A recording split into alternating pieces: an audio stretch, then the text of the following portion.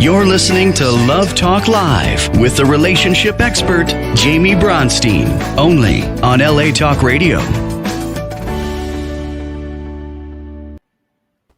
Hello and welcome to Love Talk Live. I'm your host, Jaime Bronstein, and today I have with me Antia Boyd. Welcome.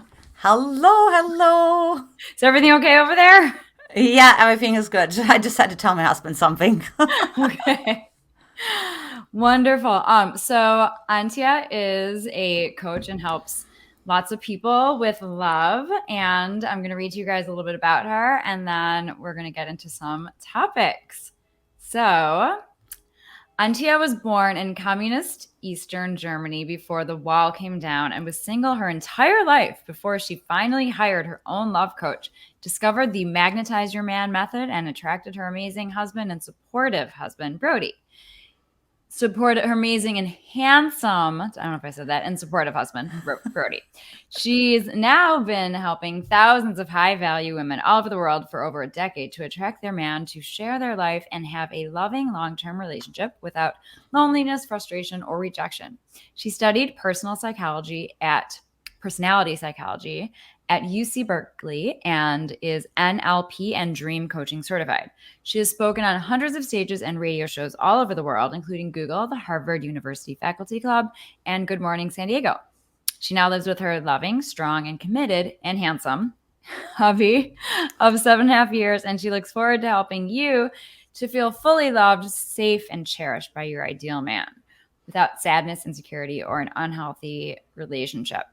So first, I would love to hear, and the audience would love to hear your story. How did you manifest your man? Yes, that's always the question, right? So, yeah, and like I said, my journey started in Eastern Germany in an emotionally absent household.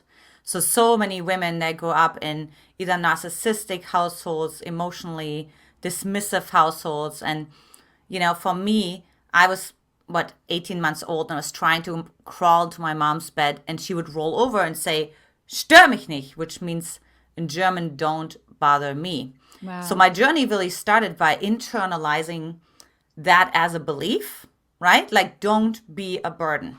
So like so many women, I'm sure, that are watching right now. And then what do? I mean, with don't be a burden, a lot of emotions come with that. Feeling rejected, feeling abandoned, feeling unworthy, right? And as human beings, we can't just be with that because that's not enough motivation to live. So we're going to start developing a coping mechanism. And so for me, that was making sure, I have an idea. I'm just going to make sure I don't need anyone, because that way I don't have to put myself into any vulnerable positions where I could get rejected. And so I became Miss Independent, went grocery shopping by the time I was 8 years old, by myself, and so on. Now, that was all hunky-dory until I started dating and actually realized, you attract into your life who you are, your mirror. And so I attracted a lot of emotionally unavailable and honestly confused men into my life, right? They're also known as the emotionally unavailable or the avoidant attachment style. And because why? Well, because I was confused inside of myself, right? On the one hand, of course, I still wanted to have the acknowledgement and I still wanted to have the affection that I didn't get as a child, but yet I was pretending that I don't need that, right? Like I was leading. How often, Jaime, are we leading with, "Oh, I'm good. I'm here. I don't really need a man. It's nice to have one, but it's not really necessary." And so how magnetic is that going to be to a man? That's a little confusing, isn't it? Like when you show up on a date. It's interesting because your words were different than your actions, I'm guessing. Absolutely. Yeah, I sent completely incongruent signals to men, and then was surprised that only men that resonated with that were, of course, also the ones that are incongruent inside of themselves, whose actions and words also didn't match. So far, so good, right? So that went on for a couple of years. And then I said, wait a minute. I learned from my dad when I was 15 about Tony Robbins, personal development. And so I was like, you know what? I'm the common denominator in all of this, in my humble existence, so to say. So I got myself out of Germany into UC Berkeley and really said, okay, let me take on a different trajectory. Let me see if I can find an answer on the academic route, right? Like understanding attachment styles, personality patterns, and so on. And I started to find answers so much so that I threw myself into more workshops, more seminars, and really starting to understand how did the dysfunctional relationship I had with my mother directly translated into the dysfunctional relationship I had with men. But it didn't happen right away. I mean, I started to understand, and that's where my Magnetize Your Man method is coming from.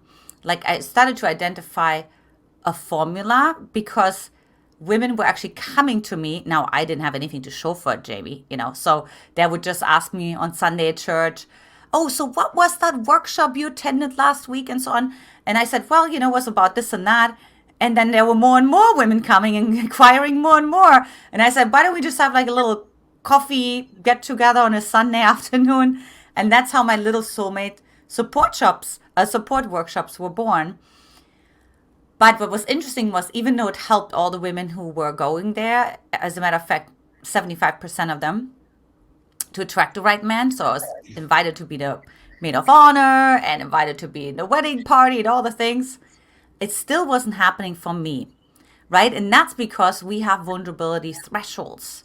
So those are blind spots that we are not aware of. So we can even know everything on an intellectual level, right, ladies? I know, I know a song about that. But then when it comes to the integration part, it's like, why is it still not showing up in my life, Antia, right? And so that's when I hired a mentor for myself who was really specialized in that particular field and helped me to break through my blind spots, which were being vulnerable without the fear of being taken advantage of, right? Because my mom was a narcissist. And then number two is setting boundaries without guilt. Because to me, everybody else was like more important. Everybody else's opinion was more important. Everybody's, like whatever values were more important than mine.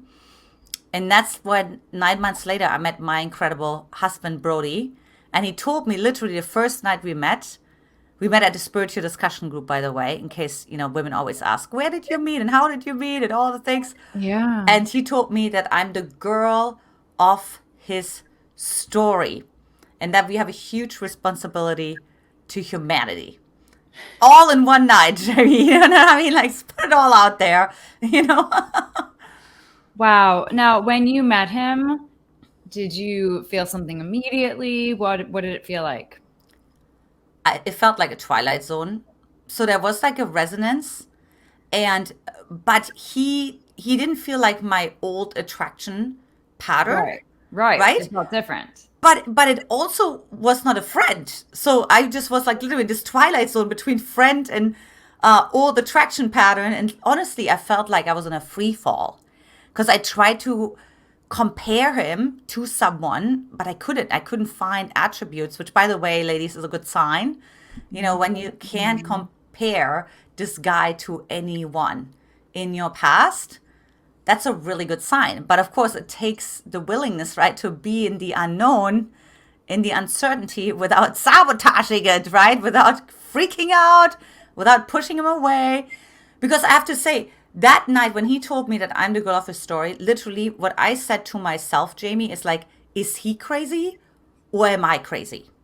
Meaning, like, is my reality off, right? So like, am I crazy? So the reality that how I perceive dating to be or my value to be is wrong, or is he crazy? He's like just off the rocker. I don't know. You know what I mean? He had to drink too much, even though he didn't drink the whole night. Whatever it is, right? Yeah, so I was swinging between that for a couple of weeks for sure. Well, I always say that your soulmate, when you meet them, it's going to feel different. Yeah. And it's going to feel outer worldly.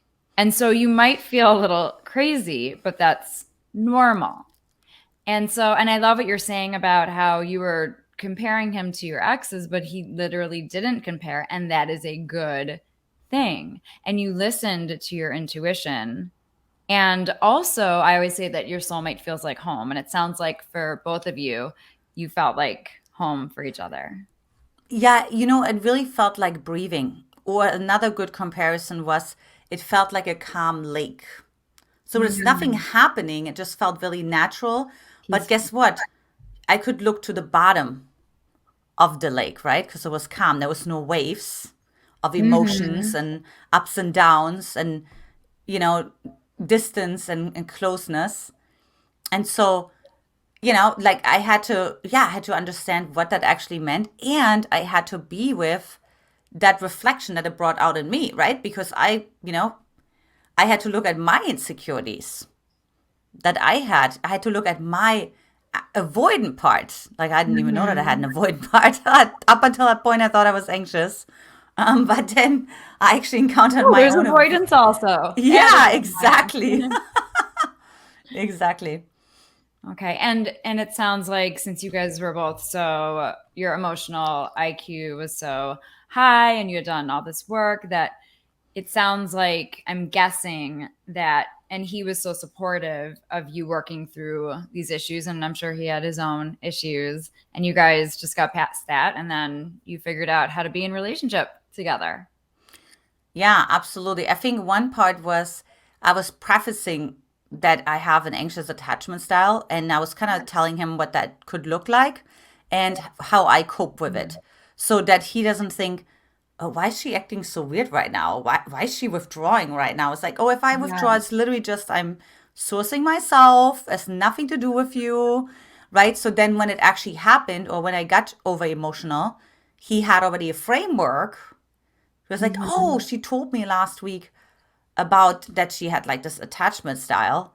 And okay, great. And she owns it, right? Because men want to Right. know that you're not putting it on them, right? That they Yes. now don't have to figure it out and carry the weight that is almost impossible for them to carry. Yeah, it never has anything to do with the other person. We need to own what is going on. And actually, I literally have a client right now, and she is just going through this right now where she had to muster up that strength of heart. The strength of heart is the feminine of courage. And she had to have that strength of heart to tell her new man, when this happens, when I get triggered, you don't need to fix anything. You don't need to do anything. If I need to take a minute to process, but this is what happened in my childhood. This is why I'm this way. And so she had to really explain to him in such a vulnerable way what was going on. And luckily they had already established this deep connection. Yeah. So he loved her no matter what. And it's such a beautiful thing when you can do that. And you mentioned before, it's having no attachment to the outcome, not worried that that person's going to leave. And the truth is that if it doesn't work out, then it's not meant to be anyway. Absolutely. I tried to sabotage this whole thing for like months when I was dating my husband. And I truly believe, for one, our soulmate is really orbiting around us, like almost like a planet.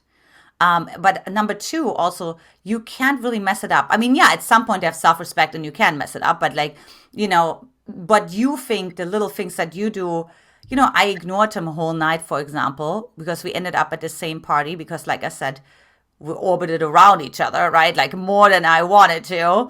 And like, God was like throwing him into my life, like at literally unexpected moments. And again, my nervous system didn't know what to do with that, right? Like an available man who's actually here and like what, so I just chose to ignore him. But then we talked when the night was over. So you can't really mess it up, right? Because Right. he knew, okay, you're just riding a wave and I'm just here, let me know when you're done riding that wave. Not like in a condescending or disrespectful way, but just like, I know you're getting used to this pattern and I'm here, I'm not taking it personal. Yes. And it takes a secure, confident man to do that. And so Absolutely. it was the perfect match. Not that you guys are perfect, but it's two imperfect people that are perfect for each other. 100%, because how else would you explain that he wasn't losing patience or, didn't feel disrespected to a degree of no return or all Right. those things, right? And, even the night before he proposed to me, which was 8 months later, I was the biggest bitch on the planet. I mean, I literally, Jamie, I told my girlfriend, I'm like, he's not going to propose anytime soon now. Because that was not, I didn't pull something great here. And again, when he proposed to me the next day, I felt like I was in a Twilight Zone. So it's like, so he kept surprising me. It's because he saw past your charades. Totally. He saw right Absolutely. through it. What a magical man. I mean, what a magical story, the whole thing. That and Absolutely. this is what all relationships have the potential to be. To see if both people can just see past that when people are angry, or it's because that they're hurt and there's pain and there's sadness behind that anger. And I always say, like, everybody's a little kid dressed up in adult clothes. So I love that he was able to see that, and to see that you were just this little girl throwing a fit or doing whatever you were doing. And he's like, well, let's get married anyway. Exactly. And he also said, he decided already months before that he would marry me, and just one incident, you know what I mean? It's Right. not going to change his whole decision, because he made a decision based on the last 8 months of observation, and feeling into his heart. Sounds like one of the most mature men I've ever heard of. I mean, Yeah. is he a coach or is he not a coach? Yeah. So he actually had his own online platform for men when Good. I met him. Yeah. So he was Good. helping men, and you know what I mean? And yeah, and so that's another way how we just that's really carried us through, was like this whole, make sure you have some sort of calling or mission with your man together. Obviously, you don't have to be in the same business together, but have something like bigger, right? Like, why we're supposed to go through this, right? Like, why should we master this? Why shouldn't we break up, right? And if you have like this big purpose, and you're like, oh, we're going through this so we can teach it. You know what I mean? Or we can develop tools so we can then teach it. It gives the whole relationship a whole different framework than it would Yeah. otherwise have, right? Yeah. And even if obviously most couples are not both coaches, or maybe neither one of them are coaches, most Exactly. couples, Yeah. but it's having that mutual goals, mutual ways of looking at things, growing together, having that willingness to grow together and thrive together. Yeah, absolutely. That's a good point. So Tony Robbins talks about the 6 human needs. One of our highest needs, both for Brody and me, is growth. So we will go beyond Mhm. the need for certainty or the needs for significance, right? And be, no, like growth, right? Growth. Like we want to grow, we want to evolve with each Yeah. other. Yeah. Yes. That is beautiful. My parents have been married for 50 years, and that's one of the things that I've witnessed and that they talk about. That they've grown together and they play and they have fun. Oh, that's so great. What a role model to have, Jamie, right? Yes, I feel so grateful. Okay, so some things that we have not talked about yet. You mentioned, but you didn't get into really explaining. You talk about how soulmates are orbiting. Now, you did Mm-hmm. mention how Brody was kind of orbiting you. But what about for people out there that are watching that haven't, at least they don't think they have, of their awareness, they haven't known that they've met their soulmate yet. But you have this theory that your soulmate is orbiting you. So, Yeah, and that has a lot to do with increasing your perspective quotient. Because what I see over and over again is that, we delete, we distort, and we generalize reality. Because we are just processing 2 billions of bits of information per second, but only 134 consciously. So the rest goes unconscious. And mm, so I notice every time, Jamie, because when I actually work my clients through that and actually say, how can you be aware of the men that are already around you, right? Like, how can you just have them ask different questions that they take care of that deletion portion that we do? Because remember, research shows the brain only sees what it expects to see. mhm, So think about mhm. what that means, right? So if I expect to see unavailable men, or men who are cheaters, or whatever pattern my dad had, right? Then all I'm going to be seeing is that. Right. But then I go to the same party, and where the woman said, like, there were no great men. Really? I had a conversation with 3 amazing men, handsome, quality. I was like really thinking about just getting their cards so I can match them up with someone from my women, right? So how come that I see something totally different? because I don't have the same unconscious expectation that those women have. It's changing your lens of perception. Absolutely. Absolutely. You have to do that consciously. You have to. It's like going anything in life. Whether you have an alcoholic problem and go to AA, you first have to acknowledge there's a problem, and then you have to consciously take that action to make the shift. Absolutely. Yes. And that's like this is the piece too. You have to be willing to be wrong, right? Because able to make the shift, you have to kind of go through this like ring of fire, don't you? Where you're like, some part of your identity has to burn away, right? Like fall away so that you can actually experience the real reality and the real opportunities that are already in front of you instead of focusing on the obstacles that are in front of you. Yes, and it's saying I don't know everything. It's saying maybe there's a higher power, spirit, God, whatever, universe that knows better. And so can I take the reins off? Can I surrender a little bit and allow that to come in? Because, it's like, how's that been working for you? It hasn't been working for you. So let's try something different.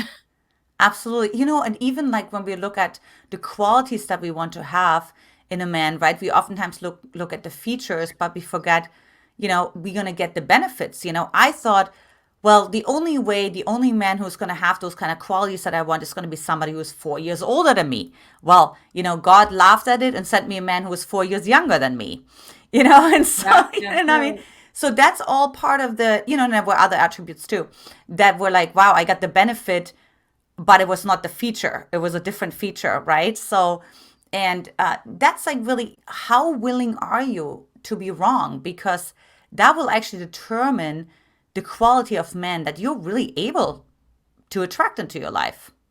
Yes, exactly.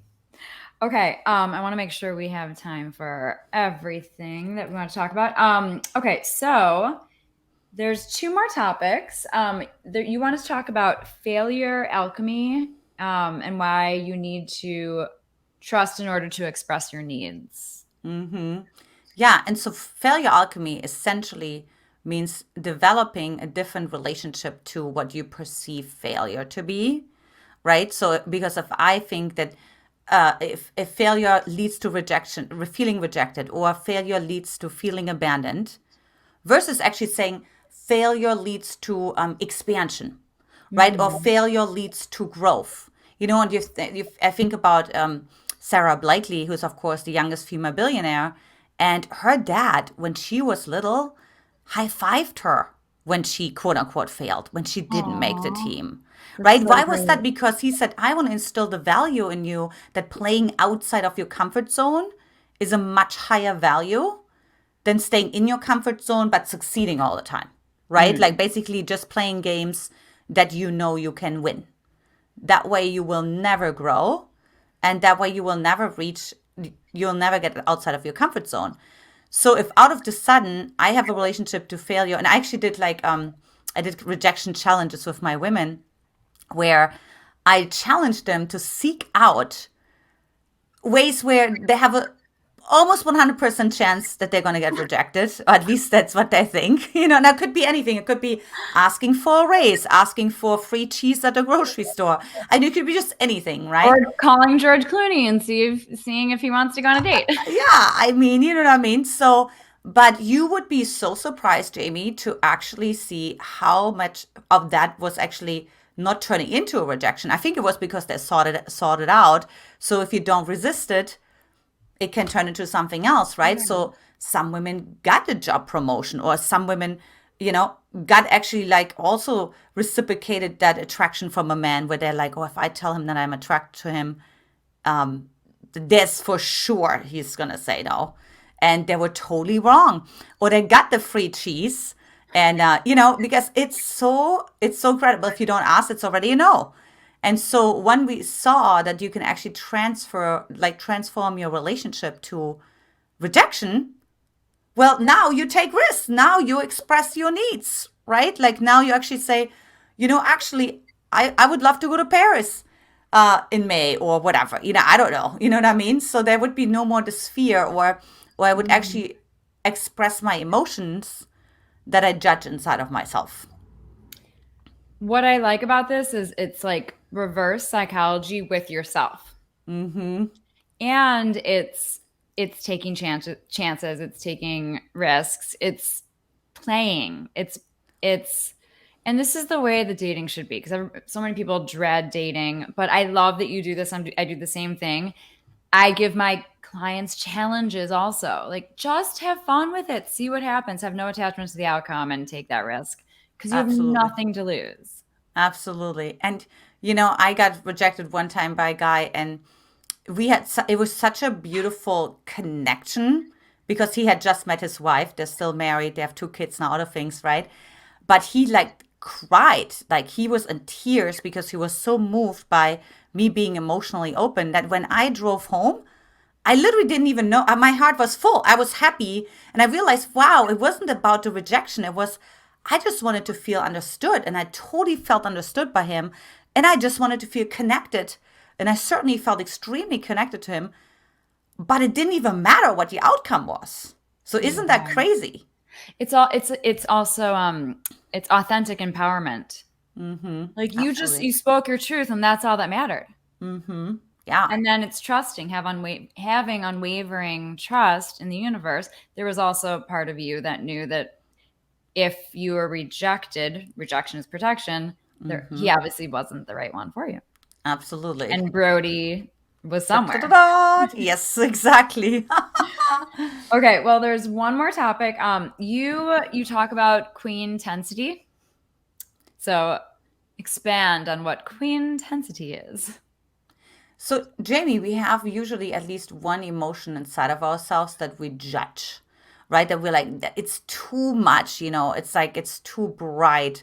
And usually it could be either anger or it's sadness, right? And this could, of course, come when you come from a household where you were told, like, stop crying or I give you something to cry about.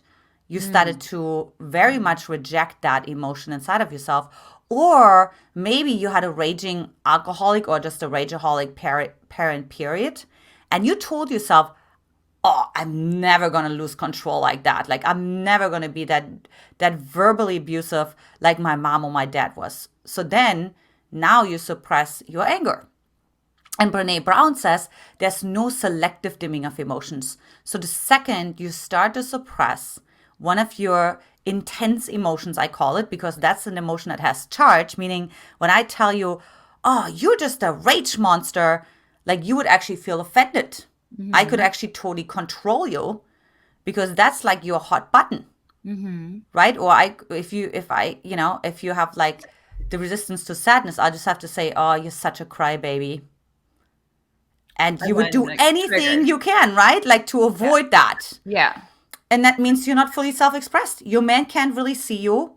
It's kind of turning the light on and off. And it's like, oh, I just saw, I think it's her. Oh, now I don't see her. Like, I don't know. Let me think about it, Mm-hmm. right? Let me date some other women and see. Maybe I'm going to take her out again. And then, of course, he never does, right? It's this constant inconsistency of expressing your emotions and being visible, not visible. It's kind of like a Mm-hmm. lighthouse, right? How's a boat supposed to find land if the lighthouse is going on and off? Where it's like, I think I saw something over there, but now I'm not sure anymore. Mm-hmm. So That's how it yeah. is in the dating world, really, energetically speaking, for your man to find you. Yeah. Yeah. Just be connected with your emotions and express them. It's so freeing. Absolutely. Well, it's having a positive relationship to it, right? Like having actually what's so great about being Yeah. a rage monster, or what's so great about being a quote unquote crybaby. And I really want to use those terms because those are the ones that other people can use to manipulate you. So Yes. if you can own them, Yes. yeah, Yeah. Or if you're, anybody says you're too sensitive, well, yes, actually, it's a beautiful thing. For my clients, when they absolutely. say, I just feel so much and I'm so emotional. Personally, I'm a Pisces, so I'm an emotional person. I don't know if I always love this. However, I love this about myself now because I feel, and also as a therapist, it's good to feel. Yes. No, I'm able to be Right. empathetic. Yes. However, it's a good example when someone says you're too sensitive. Well, yeah, I feel so much, and then I can be vulnerable and I can express my feelings. And also being sensitive, I can also feel what other people are feeling. So 100%. that makes me be able to help them. Yeah, it's like, thanks for the compliment, thanks for Yeah, thank you so noticing, much. yeah, that I'm highly attuned to my emotions. I appreciate that. Exactly. Yeah. And just in general, what you're talking about is no matter what it is, the anger thing, the whatever, the more you try to push it away, the more you're in resistance of it, the more it's going to come back with a vengeance. So it is about owning. Okay. And we all do have all different emotions at different times in our lives. So it is important to embrace all of our emotions.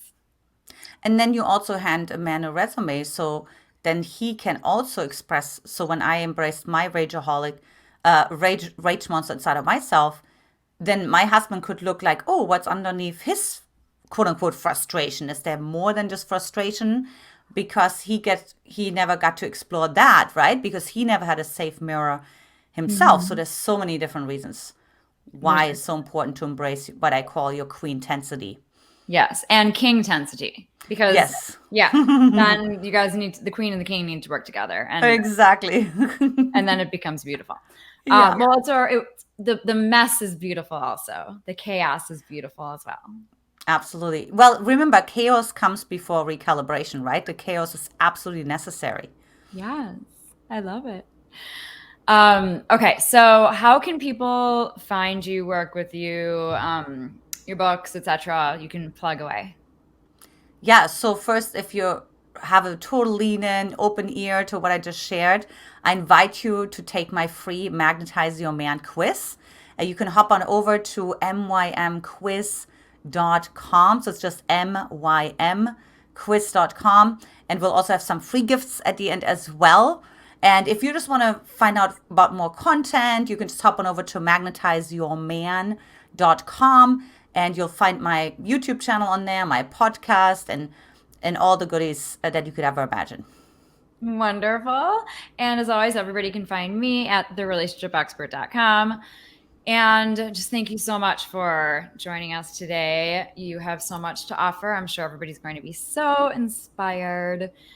And thank you, everybody, for joining us. Join me every week, Love Talk Live on LA Talk Radio at 2 p.m. Pacific. Hope everyone has a wonderful afternoon, evening. Bye. Thanks.